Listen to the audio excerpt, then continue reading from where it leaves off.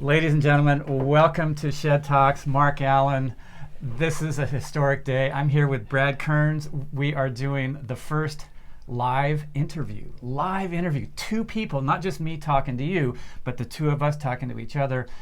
Brad is somebody I've known for years. We raced against each other for many years in triathlon. Our lives have run parallel to each other. Now we do a lot of stuff that's talking about health and lifestyle and fitness and turning sport into something that actually can enrich your life and help you live a longer life. Brad does the Get Over Yourself podcast, and so he is actually going to be the guy today. He's going to be heading this. It's going to be his first live Get Over Yourself podcast video thing coming to you from the shed in Santa Cruz. So, ladies and gentlemen, Brad Kearns. Yeah. What a great intro. Oh my gosh. This is the first Get Over Yourself live interview on Shed Talks. So look up Shed Talks if you're listening on the Get Over Yourself podcast. This is a syndicated event here, historic. And you can see Mark in his shed on YouTube, killing it. I just enjoyed your previous recap of the Kona Hawaii Ironman World Championships and all the other great stuff on Shed Talks. I'm glad to be in the shed. What an honor. You know, I put this together about a year ago because I love having the opportunity to actually talk to people and have it on video. It's, you're not reading something. It's kind of hopefully entertaining. Set up my shed so that all I have to do is turn on the lights, put on the microphone, and away I go. I love it. It's a nice place for 1, 2, 3, 4, 5, 6, 7, 8, 9 surfboards, people. Maybe you can pan over there with your B-roll skills, your editing skills. Yeah, you're going to see those surfboards. Your shed is where you store all your stuff that you like to use to have great experiences in life, whether it's your bikes, your surfboards, maybe you're a creative person and you have all your art supplies set up, and it's where you can go into your space and you can just get something that helps you create a really good experience of yourself, of life. And so I have my surfboards. I don't know what you have in your shed these days. I heard you got a lot of golf clubs. Not as many as the average golfer, since I play speed golf, and it's the greatest sport in the world. You just teed me up, so we're going to talk about it. The listeners of Get Over Yourself podcast maybe are well-versed by now, but we have a time and a score, and you add those together, so you're actually running through the course. It's a fitness activity rather than regular golf, and so I only take half the clubs that a pro might carry. And by the way, if you're not a pro, you don't need that many clubs because you're not that good at hitting any of them. So that's another good thing about speed golf is we have 5 or 6 clubs. It's plenty. Yeah. So you lug them around. How did you go from a triathlete, endurance athlete to speed golf? I mean, that seems like opposite sides of the universe. Yeah. I mean, the triathlon thing was pretty much, it was like flooring the gas pedal and seeing how fast your car could go. There wasn't a lot of nuance to it in terms of the technique and even the mental part of golf, where you have to, let go of, failures in the moment and then try to hit a good shot next and try not to, get your emotions out of control. And I don't know, maybe you'll offer different commentary, but like in triathlon, if you were falling behind or you had a crappy swim, you just floor the gas pedal and you just get that competitive intensity riled up. And that was kind of the main thing we had, the main power that we had. Training, big different story. I'm going to get you talking about all the nuances of training and having the proper perspective about long-term progress in the sport. But I think on race day, it's like it's not the guy whose bike pedaling technique is superior to the other guy's pedaling technique, more or less. It's just who can hit it hard. Oh my gosh! But speed golf it's the ultimate Zen sport. Talking here to the Zen master, you would love it, man, because you're forced to get out of the analytical mind and just react to what's in front of you. And a golfer is the opposite. You're sitting there waiting to hit your shot. People are talking crap into your brain. It's pretty windy today, I noticed. Maybe you'll want to it's kind of uphill, and all these ideas are coming in, getting away from that natural, intuitive athletic instinct where you grab a club, like a kid would maybe grab a club and swing and try to aim it at the target. And so the great professional teachers of golf want you to tone down all that busy brain and just be there in the moment and hit the shot. and then control your emotions in case you hit a bad shot or a good shot even. Sometimes that'll derail you. So we're going so fast in speed golf, you don't even remember the last shot. You're just there, here's a shot, here's my target. I might not have the right club, but this is the closest one, so I take less than the full hard swing. And so it's a very flowing experience where you're just, moving through a golf course unlike you've ever done in regular time. And guess what happens to almost every participant in these tournaments?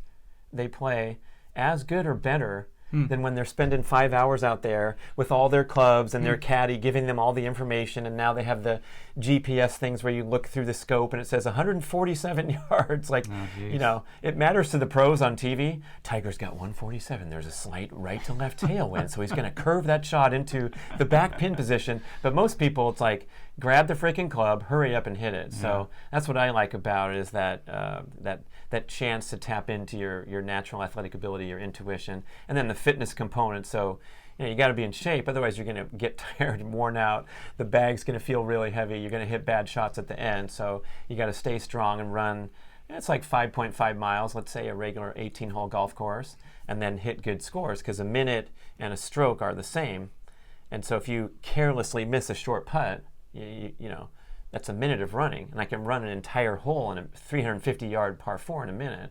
So it's very much golf-oriented, and then you got to be in shape. So what pace are you running when you're going? It's for me like anaerobic threshold. I am there. My heart's in my throat. I'm heaving, and then some of the better players, because I'm not a subpar player anyway. So for me to hurry up a little faster, and I have the conditioning, I just do it. But some of these guys will stay calm, they'll catch their breath, and then they'll knock it close to the pin. But I'm like, I got to keep up. Plus I'm an old guy now, so these young bucks. We have the national NCAA Division III champion, Mac McLean, out there running. Bernard Lagat has played a long time. And Nick Willis is one of the top speed golfers in the world. He's one of the fastest men in the world, the oldest medalist in the history of the 1500 in the Olympics. He got the bronze in 2016 in Rio, still going strong. He won the Fifth Avenue Mile for the 5th time, I think.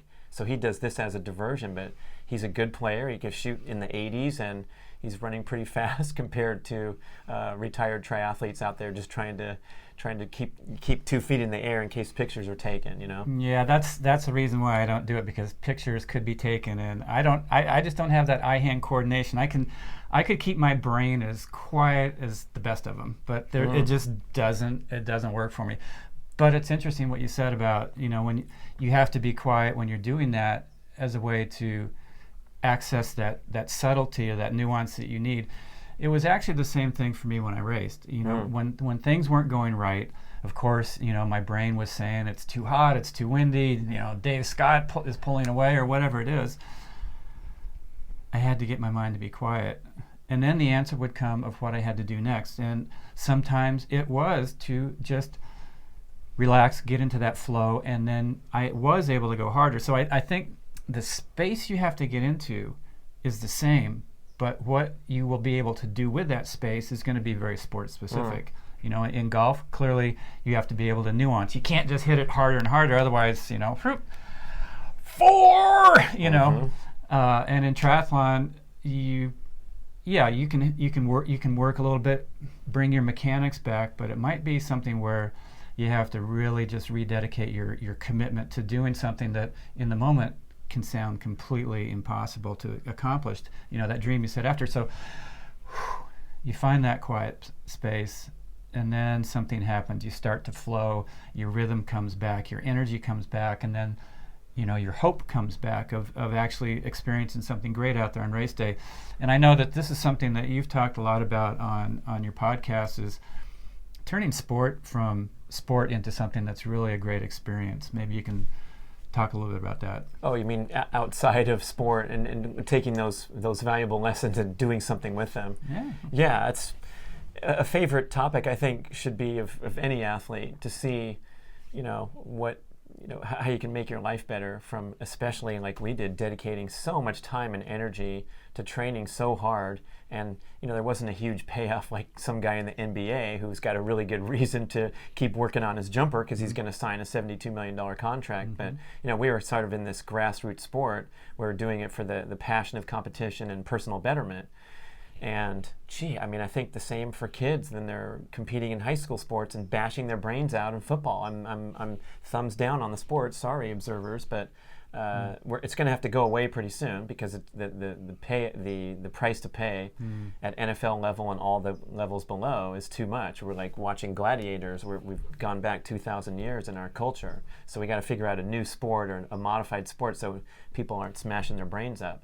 But everyone talks about the high school football experience as the shaping character of the life, and yeah, my coach was super tough, but he made me learn about discipline and all those things. And that's if you can pull something like that out of it, then it can count as a positive experience.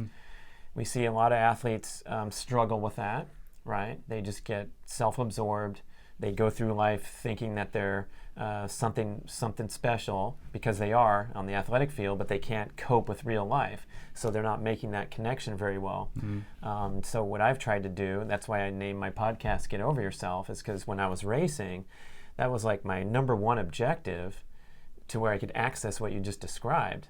And when I was too self-important, too serious, too driven, too competitive, too emotional about whether I got the cover shot or Mark Allen got it again.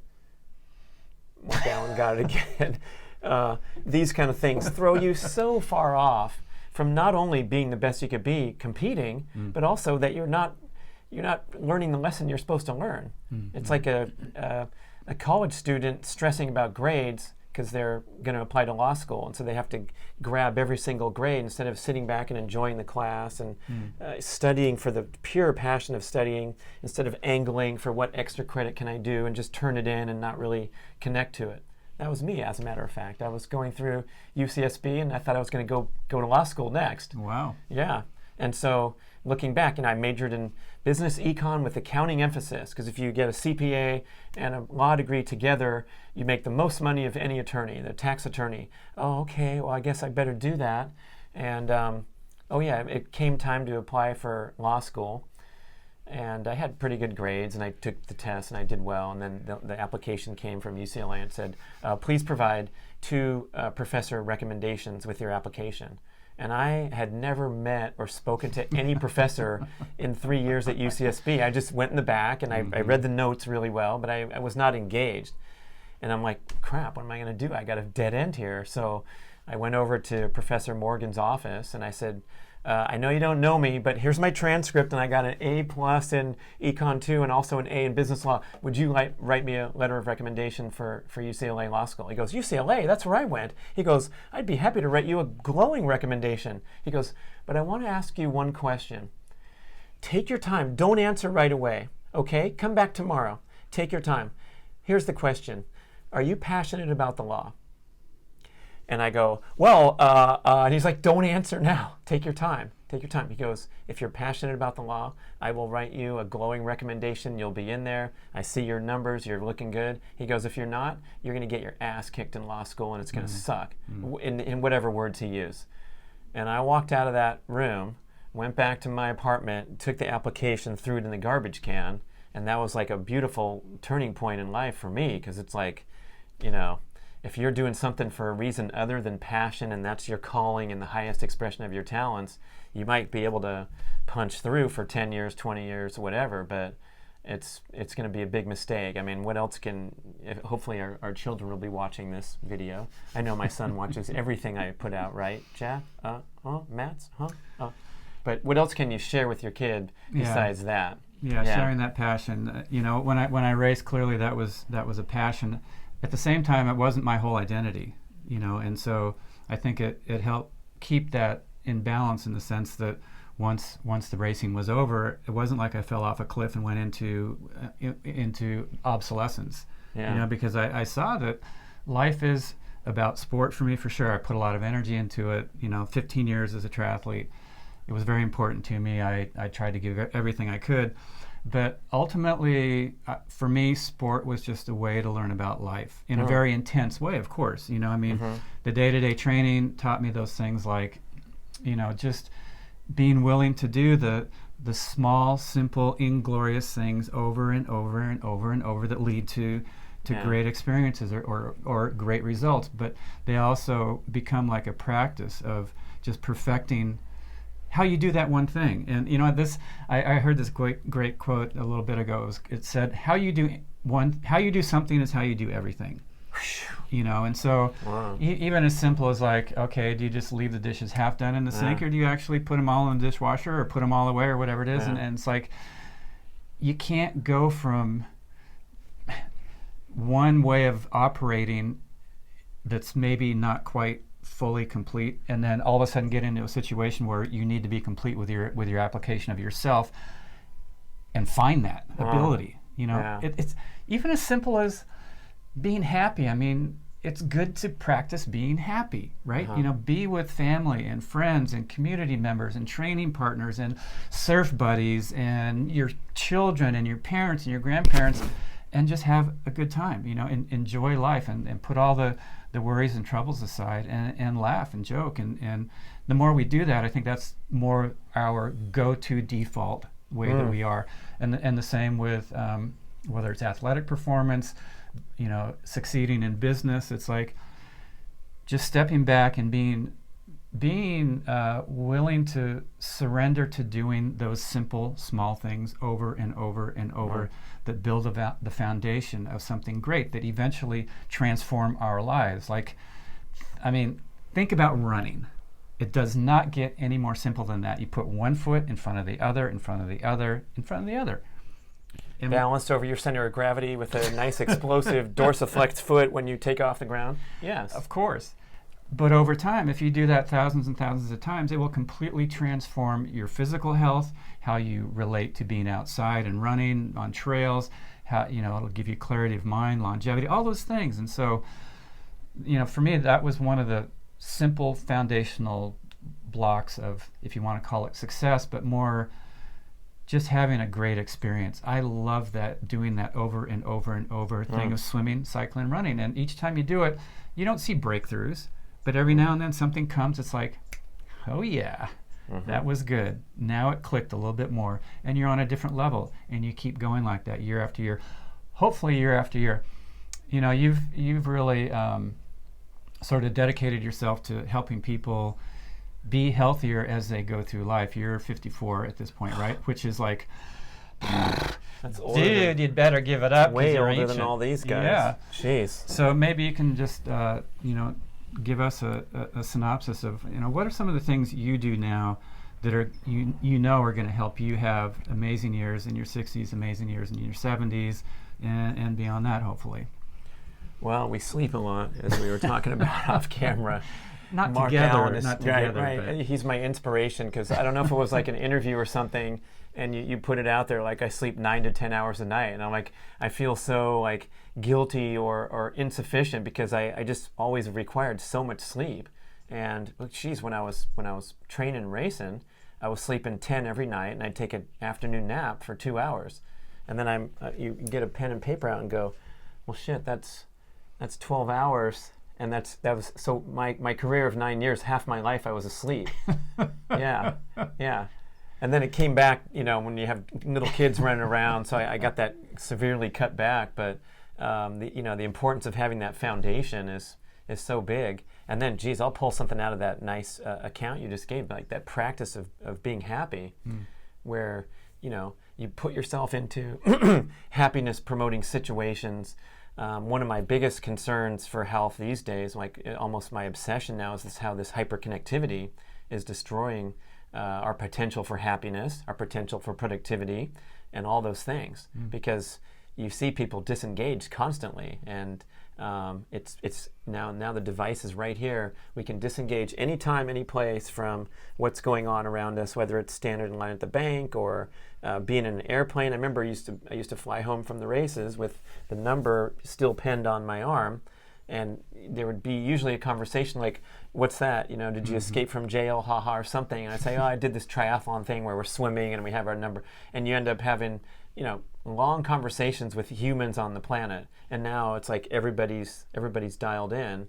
And, you know, we know those stats about social media and the destructive effects of comparison and artificially created lives. And, you know, it sets you up for sadness instead of enjoying the simpleness of life. So I mean, that's a big one. So I mentioned sleep, and then trying to manage this penchant for hyperconnectivity.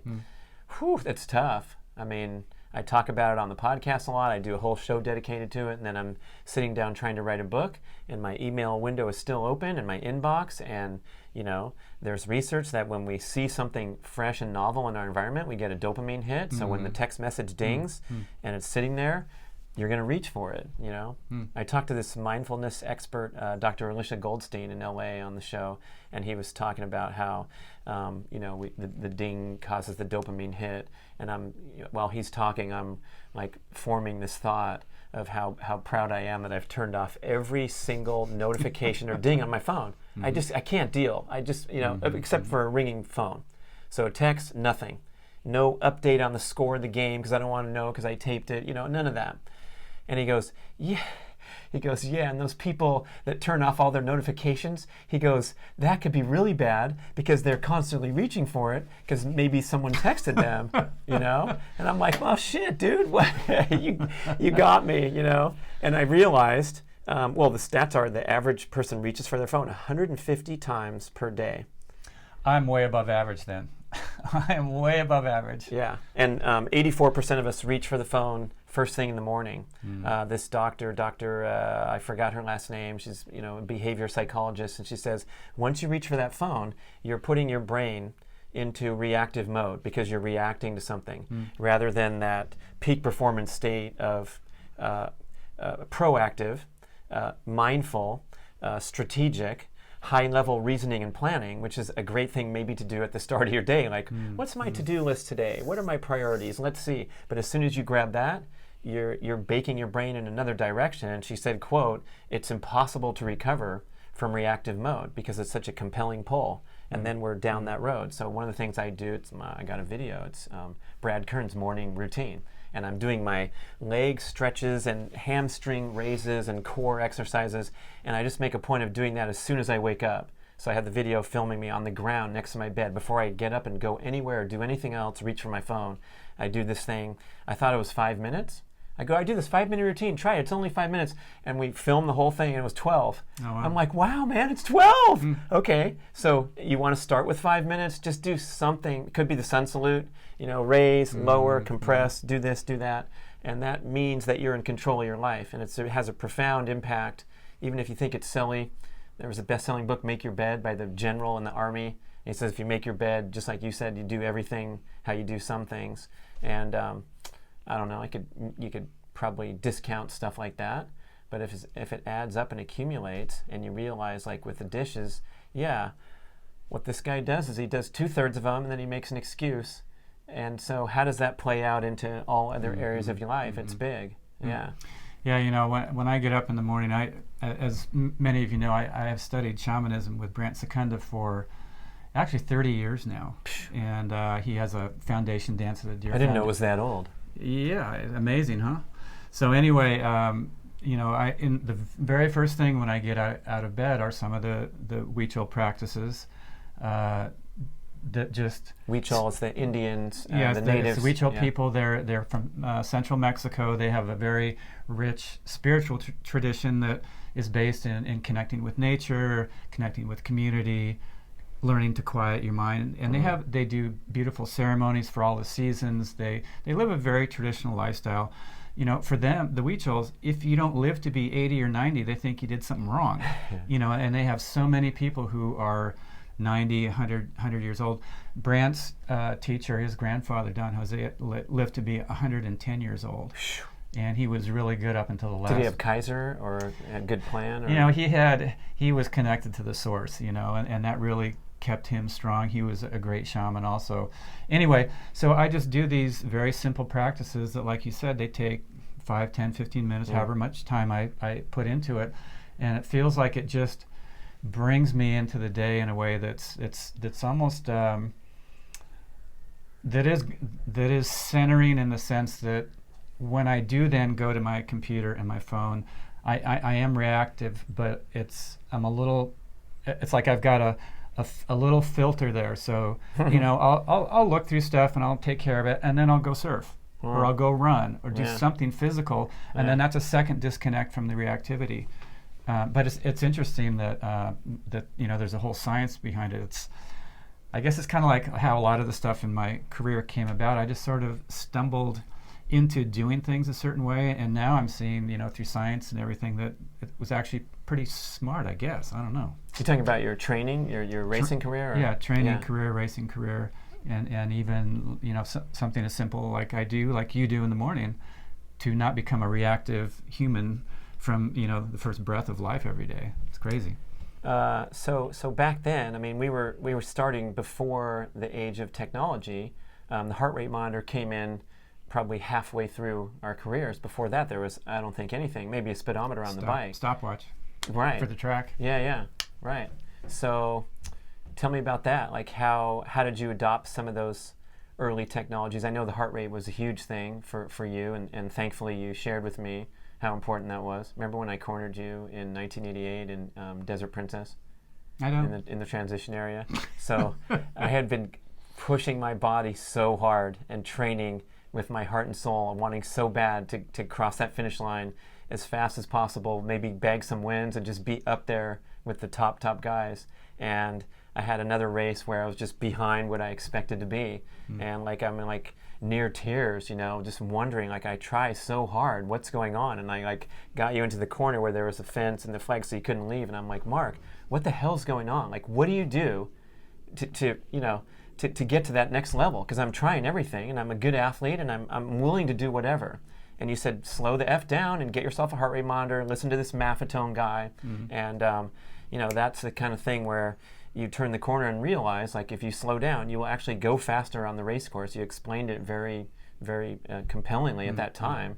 And that, that kind of, Pig says the same thing. It added 5 years to his career or something. And I feel like my breakthrough occurred when I just quit destroying my body with these high stress workouts, thinking that was the path to success. But there's a lot of balance there, right? I mean, how do you manage it all? The secret to training and winning triathlon, Mark Allen, here we go. It's going to take about 2 minutes. Okay, so yeah, it's really simple. Just be smart. I mean, human beings are the best endurance athletes on the planet. We can run farther at a steady pace, at a quicker pace than any other animal. I mean, if you look at the record for the Western States 100 for people and for horses, the people time is actually faster. I mean, there might be some logistical reasons for that, but clearly we're meant to just be slow and steady. However, we also have that physiology that can go fast, like to get out of the way of danger, or to really utilize just every muscle in our body when we're lifting and carrying, loads of stuff. I mean, I've been down to the Weechel Village a number of times with Brant, and here's these people who are living a very traditional lifestyle. They don't have all of the things that can get in the way of happiness, right? They're very happy. They're very strong, physically strong people, even though they're small. They walk, up and down their hillsides for their, growing their corn, to gather water at the springs. They carry loads of wood for the fire that they cook on. That's their ceremonial fire. So they're always moving. They're steadily moving. They're carrying heavy loads, so they're working their muscles. They're working their core. They have this absolutely incredible posture.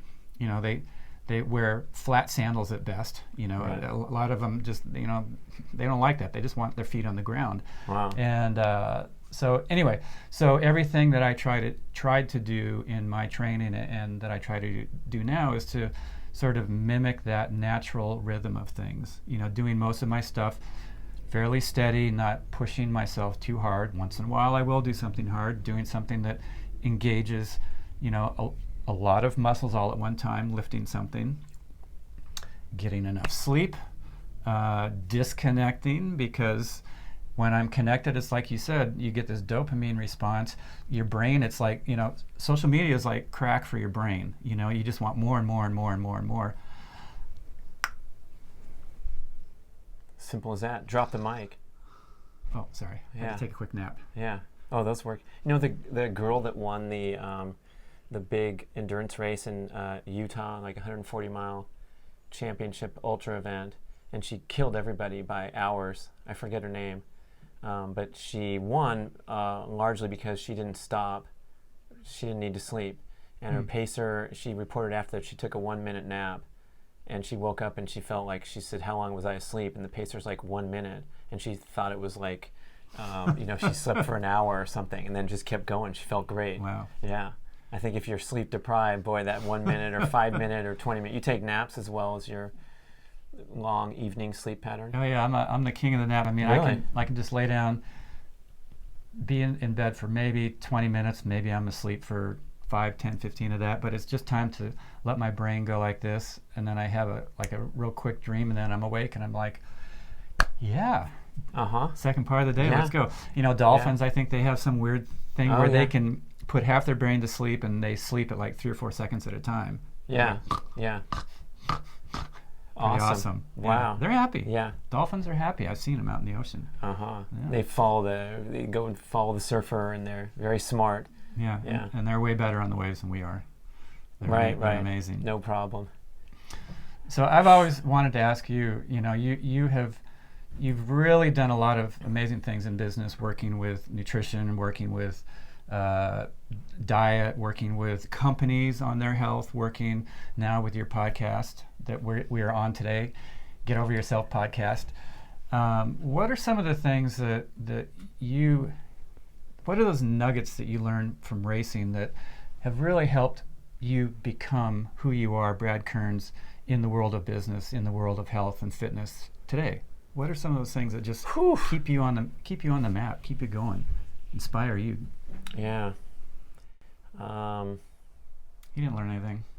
Basically forgot all that and had to just start over. Yeah. Well, I think you become so resilient from being in the athletic arena, and the lessons of success and failure are so graphic. And that was a huge compliment you paid me at the start of the show, because you said we race against each other. And I think really we raced in the same races, but I wasn't there battling you too much. Kelowna one time, we were in a pack on the run. That was fun. Yeah, I tried to hang. So when you are brought to your knees and forced to reckon with exactly who you are as the guy who got 7th place or the guy who got 1st place or whatever, there's no like nuance or BS to it. And then in the corporate environment or anywhere else where you're pitching something and you think this is the greatest book idea ever and nobody wants it, and you get rejected, or you make a mistake and you choose this job because it pays more than this one that sounds, all those kind of things are just so muddled. But when you step out of the athletic experience and go into the real world, I think we have a really strong sense of self. Hopefully not an arrogance, because if you're arrogant, that means that you're disconnected from the reality that just because even if you won every single race and retired and no one ever beat you, it's still just one little thing. And Laird Hamilton's a better surfer than you, and so on down the line. So I had that humility, I think, that I came out with. And luckily for me, like you retired on top and went out with a bang, setting your fastest time, right, at your last Ironman. And then you just walked? Well, the time was slow. It was a horrendous day, but it was I think my best race, because it was the most difficult one for me to win personally. But the guy was 13 minutes ahead, and you just mowed him down. Crazy. Well, I didn't quite exactly mow him, but I did catch him. Gradual thing. That's probably the only way to catch someone 13 minutes ahead is to go 30 seconds a mile and take it out of him, right? Yeah, if you flew after him and took a minute a mile, you blow. I blow. Yeah. So good for me was that I had some really good heights where I was racing really well and winning the races and doing everything I dreamed. And then I was also getting my ass kicked. And so the getting the ass kicked kind of coincided with my decision to retire. So that worked out really well, because I didn't have any unfinished business or notions that I was Mr. Hot Shit that was immune to failure.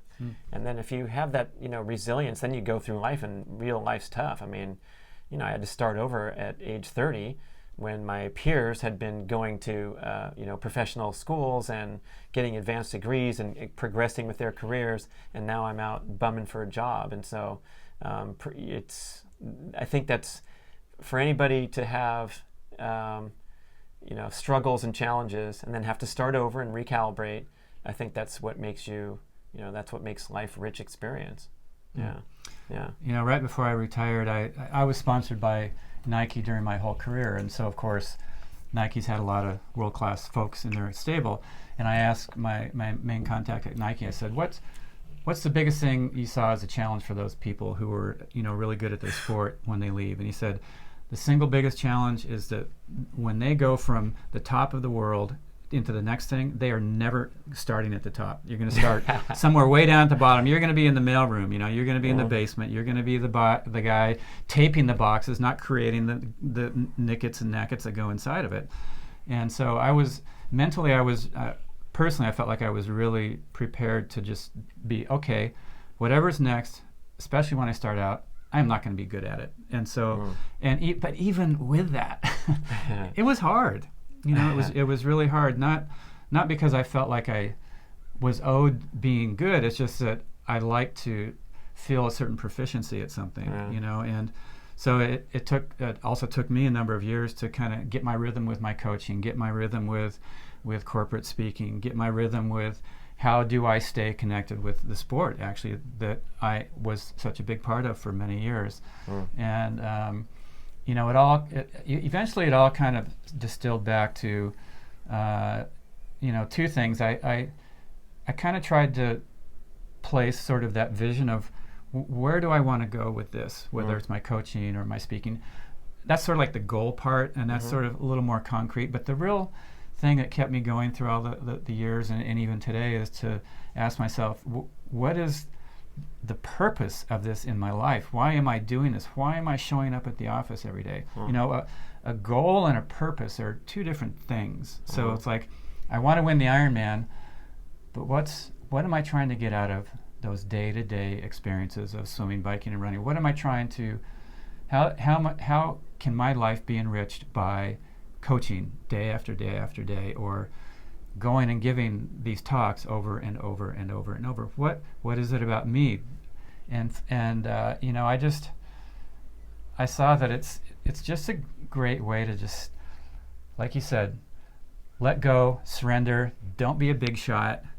Every time you do something, just do it as innocent as a child, and just say, okay, maybe today's not the best day in the world, but let me see if I can get 100% out of this mediocre day. And it's like, okay, it started out mediocre, but it got a little better than mediocre by the end.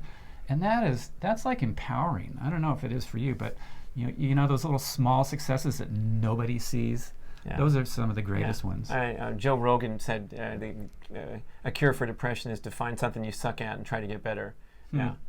And I think those challenges, I was really impressed how you took on this speaking challenge, because it's so difficult. I don't know if I saw you speak. I saw you speak when you were an athlete, which is a different realm than when you really got into that focus and prepared a corporate type of message to go out there and hit the street. And your great victories on the race course had no relevance or preparation for that. It was just like, you weren't up there showing highlights of how far ahead you were off the bike. It was like a whole nother realm that you had to start from scratch, really. And then be able to leverage, you had a story to tell. So I think it made a bigger contribution than the guy who crosses the line, takes home the first place check and goes home, and then goes and trains for another race. And in many ways, the triathlon is a pretty selfish sport because it's so time consuming, and it's an individual sport, it's not a team sport. And so, what do you do with that? It's like that was a positive direction, I think. Same with coaching, right? Yeah, absolutely. Yeah. Get Over Yourself podcast. You've had a lot of cool people on. Who've been some of your favorites aside from just kidding. Yeah, so far, Mark Allen and Dave Scott. That just aired just before we're recording this one, and that was cool because, like I said off camera, like in real time when you guys were racers, when I was a racer with you at the same time, it was just there wasn't a lot of nuance. We didn't really understand deeply what you were all about or what was the challenges going through your mind. It was just like, what's this guy's time going to be? Is he going to win again, or is he going to come second? Same with Dave. Like he shared a lot of personal things where, he said quote unquote basket case during his racing career. And it's like, wait a second, Dave Scott said he was a basket case during his racing career? His nickname was the Man. The Man was a basket case? That doesn't make sense to me, but to be vulnerable, okay, it's 30 years later, it's time to dust off the Man and see what's really underneath. Yeah. That's cool. And so that was a great show, and I think Zagarino for setting that up. But now you can connect with all the current racers and people that are interested at a much deeper level, and so those kind of things is what's great about podcasts. Because in the old days, an important person would go on the Today Show. And here's Michael Phelps, just won a bunch of gold medals. Not like Michael Phelps is struggling with alcohol addiction and he's in rehab and reevaluating his whole life and his relationship with his coach and his, it's just like, how was it? Well, it's freaking awesome, man. 23 world records, I can't even believe it. And that's all we saw. And then the segment's over. Yeah. And it's gone. That was our whole life until the internet started to explode and you can start to, read and get to know these people. So especially with podcasting where, you're trying to take it in a different direction, dig a little deeper.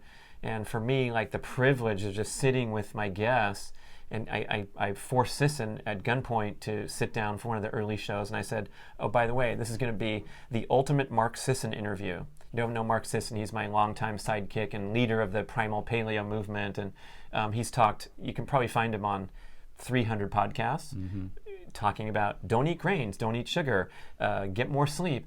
But we sat down and we went through his childhood and his entrepreneurial journey and all the fits and starts and, got to know him in a way that no one ever had before at any other podcast where he's hitting his talking points. So that was cool. And then this guy, John Gray, the #1 best-selling relationship author of all time, Men Are From Mars, Women Are From Venus. He wrote that 26 years ago, and he's had a run of more relationship advice than anyone ever. And he graciously gave his time to, a nobody like me. I hit him up with an impassioned plea, and he's like, sure, yeah, let's talk. So I got this guy on Skype, and like he has a wind-up key on the back, and I just wound this guy up, and he was awesome. And he gave these insights that are just life-changing when it comes to like how to be in a partnership and the hormonal underpinnings behind relationship dynamics. So the male is like biologically wired to be a certain way. Male wants to solve problems, be the hero, take care of everything, be strong and cool under pressure. And the female is wired for love, connection, nurturing, all these different things. And now the roles are all blended together, and we want the males to be honest and vulnerable and sensitive, and we want the female to go kick ass in the workplace and then come home and be nurturing and all these things. And so relationships have blown up accordingly, per his theory. And so he gave these, I'll keep it short, but he gave the assignment to today's male and today's female in a relationship. And for the males, he's like, we don't need your soft, sensitive, spewing bitchy boy commentary.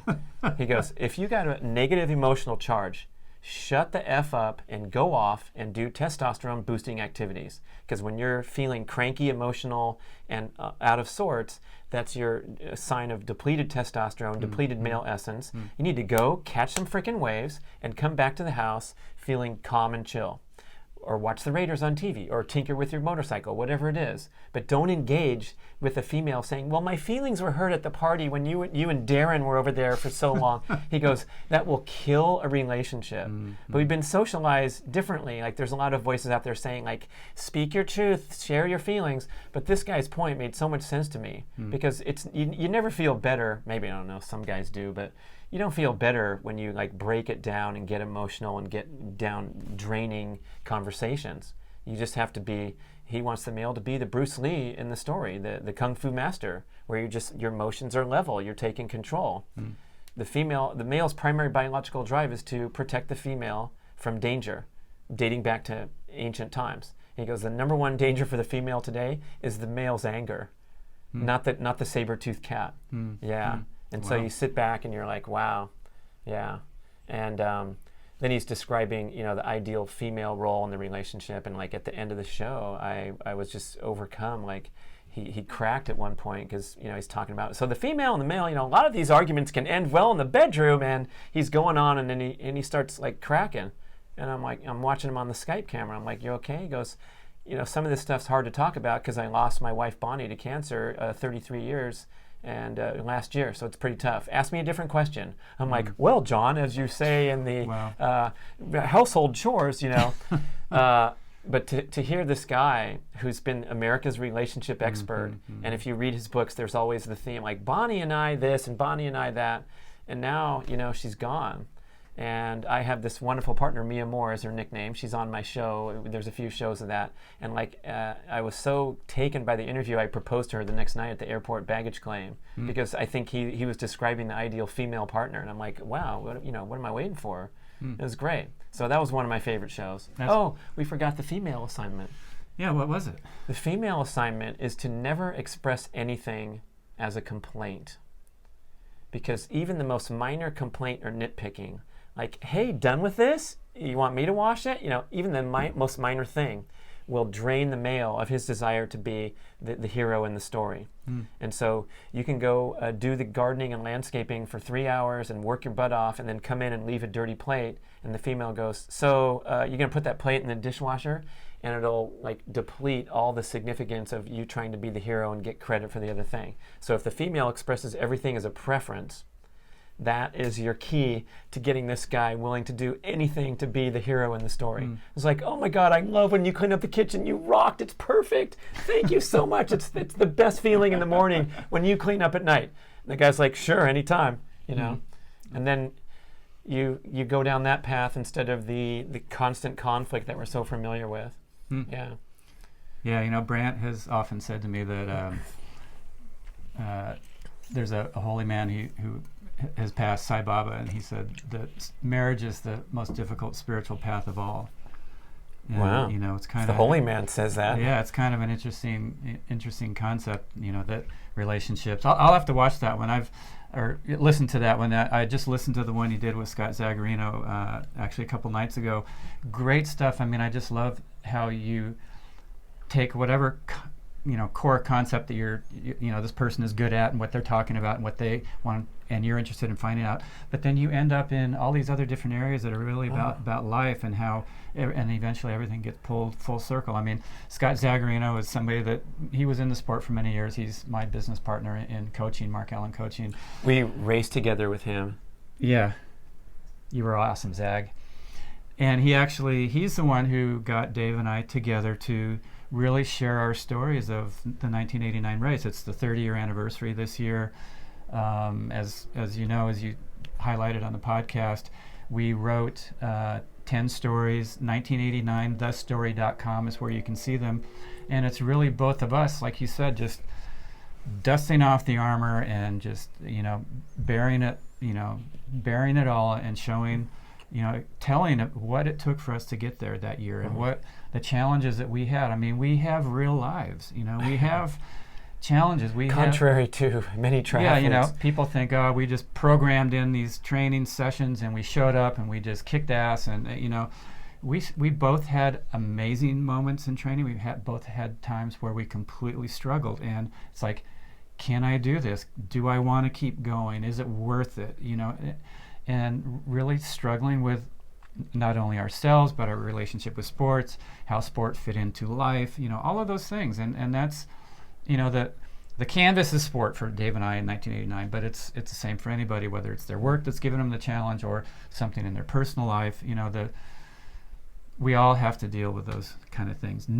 Nobody gets a hall pass from birth to death, right? You know what I mean? And so anyway, I love that because you guys really hit some amazing points. And I'm going to actually go back and listen to it because both you and Scott gave a couple just absolute nugget quotes. And it's like, oh my God, I'm going to write them down. And I'll send them to you and you can put it up. But anyway, that was a great one. He has so many great podcasts. Get Over Yourself podcast. Brad Kearns, which I'm going to share something here. I think he records it in his closet. I'm not sure. So maybe it should be the Brad Kearns Closet Cast. Closet/studio. It's awesome. Yes. This shed that we're in here, it's a tiny little thing. It's almost a record-breaking heat day here in Santa Cruz, so we actually have the door open because otherwise we would look like we're in a sauna, and we have so much makeup on. We want to look pretty good throughout the whole thing. So anyway, this has been amazing, Brad. Thank you. Fun stuff. Yeah. What's next? I'm trying to break the world record in speed golf. And I broke it in 2018. They have a special record for the fastest single hole of golf ever played. So it's an offshoot of the sport where you're playing a tournament, you're playing 18 holes, you're keeping score. So this is like, who can do a par 5? It has to be 500 yards. It can't be some little hole. So minimum 500 yards. And it doesn't matter even your score. It's just how fast you can get in the hole. And I was just playing around YouTube one day, and this dude in England had the Guinness World Record for the fastest hole of golf. And I watched it. I'm like, this is awesome. Wow, look at this guy. And his family like dog piled him on the green. It's like this viral video. You can find it, Steve Jeffs setting the world record. And so, I went out the next night on the golf course, and I'm like, I can sprint. I still sprint. That's my main, athletic outlet and golf. So I'm like, I can bust this up right now. So I started my watch, and I ran pretty hard and played a really good hole. And I looked at my watch, and I was 22 seconds slow. His record was 150, and I did a 212 when I tried it. And so I realized that it was a really respectable performance. And I emailed him, and he was super nice. I'm like, dude, are you like an Olympic sprinter? Like, how did you do that hole that fast? I just went for it, and I was way behind. He goes, I practiced that hole at least 1,000 times. And I knew where to hit each shot, and I knew the green and where to put my ball so I'd have an easy putt instead of a hard putt. He goes, good luck to you, mate, And so I applied. It's this rigorous process with Guinness. They're super stuffy, and you have to do this, and you have a 15-week approval period before you're allowed to try. And so I finally got the note like, hey, go for it, good luck. And I'd been practicing and practicing and practicing. And so the journey was so fun because it brought me back into that, that high-intensity period of our lives where you're just, dedicated. It wasn't like I was spending all day on it. So it was a beautiful fit into my normal everyday life of a 50-plus dude, but I still had something that was burning that fire in me, that I had a chance to break the Guinness World Record. So, it was a great experience. I broke it. I had like what I consider to be a perfect hole where I used the 3-wood only, so I didn't have a bag, so that saved me a lot of time. And I just taught myself to play every shot with a 3-wood, including putting, including chipping, which is really tough. It took months of practice. And I got a birdie on this hole. I just hit 4 perfect shots, stopped the clock. It was a minute 38, so I busted the record. And, I'm making a big deal of it, of course, as much as I can.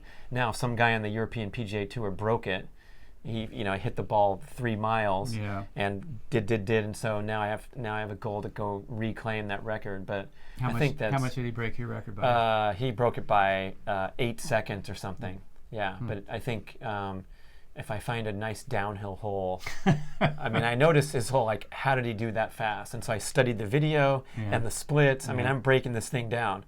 And I'm like, so he hit his drive 335, which is really good, like the best in the world. And then the next shot, so I'm going to find the perfect hole, perfect day. But I think the reason I mention it is, like, you got to have something to do in life. You're going to go out and charge the big waves this winter. And it's an important thing because it's not Folly out there. It's not the wave park in Tucson. It's Santa Cruz, Steamer Lane, cold, dangerous sport.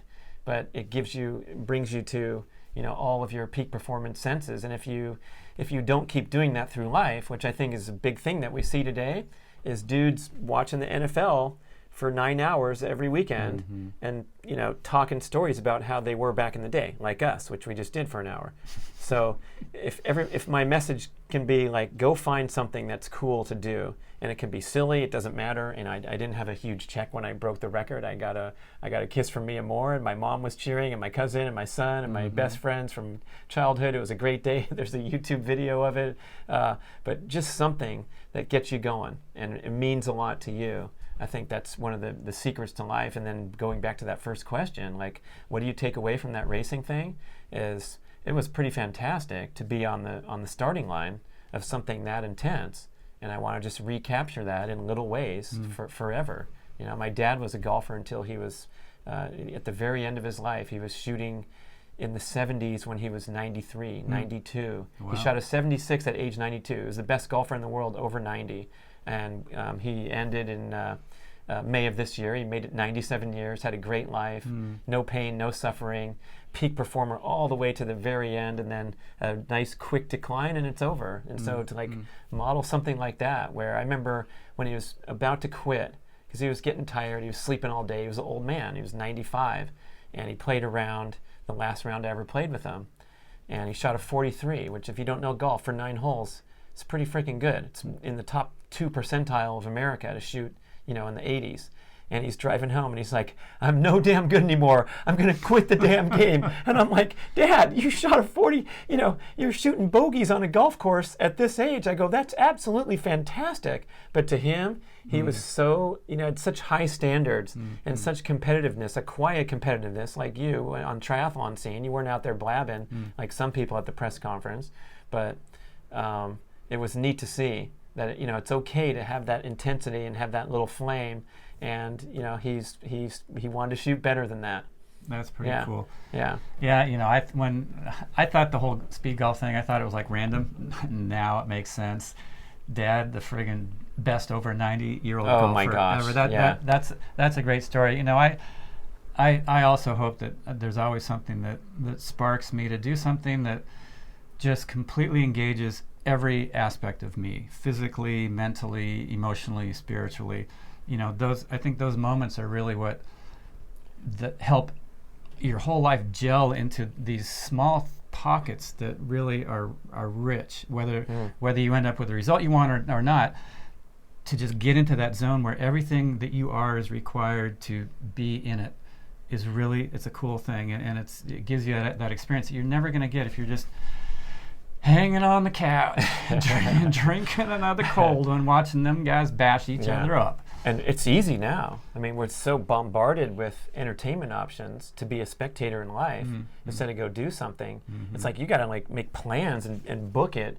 I'm going to go surf this morning. Otherwise, 7 weeks go by and you haven't been in. Yeah. So we would like to dedicate this podcast to being a participant. Okay? For you, we want you to be a participant. Look to all of Brad's Get Over Yourself podcast. He's got a new book in the works, a lot of great stuff coming up. If you want to engage me in anything that will help you be a participant, markallencoaching.com for triathlon training, Fit Soul, Fit Body, where you can see information about workshops that Brant Secunda and I teach together, where we talk about the 9 keys to a healthier, happier you. If you're interested in his workshops specifically that are more, real deep intensive into shamanism, you can go to shamanism.com, go to upcoming programs and see all the great programs that he does all over the world throughout the year. I just want to say thank you, man. I'm shaking the hand. Mahalo. I'm shaking the hand of the next guy who's going to be the fastest speed golfer on this planet, and you're going to see it in Guinness Book of World Records. Yeah. From the shed. Peace out.